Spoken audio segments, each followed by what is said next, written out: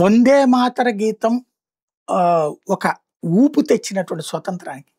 ఆ వందే మాతరంలో వందే మాతరం అంటే మాతృభూమికి నమస్కరించడం అనేది మా మతానికి విరుద్ధం అంటూ బ్రిటిష్ వాళ్ళు చెప్పడంతో రెచ్చిపోయి ఆనాడు వందే మాతరాన్ని వ్యతిరేకించినటువంటిది ముస్లింలున్నారు.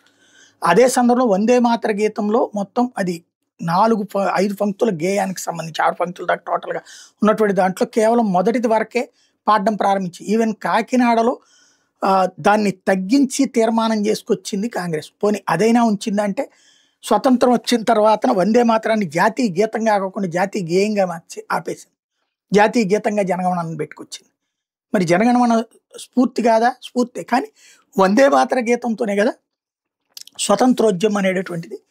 ఆ స్వతంత్రోద్యమానికి మూలమైనటువంటి వందే మాతరాన్ని పక్కన పెట్టేసిందంటే కాంగ్రెస్ పార్టీ ఎంతగా దిగజారిందనేది అర్థమవుతుంది. నిన్న నరేంద్ర మోడీ అదే చెప్పుకొచ్చారు. 1937లో పచ్చి దగా చేశారు మొట్టమొదట. అక్కడి నుంచి ఆ దగా కొనసాగుతూ ఉందన్నటువంటి.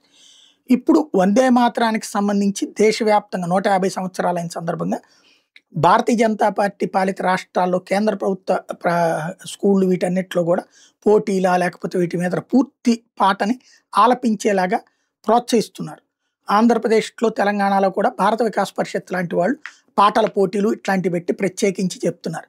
ఇప్పుడు కావాల్సింది భారతీయ జనతా పార్టీ కూడా ఇక్కడ కూటమిలో భాగస్వామి. అట్లాగే దేశభక్తి విషయంలో చంద్రబాబు గారికి తక్కువ లేదు, లోకేష్ గారికి తక్కువ లేదు, పవన్ కళ్యాణ్ గారికి తక్కువ లేదు.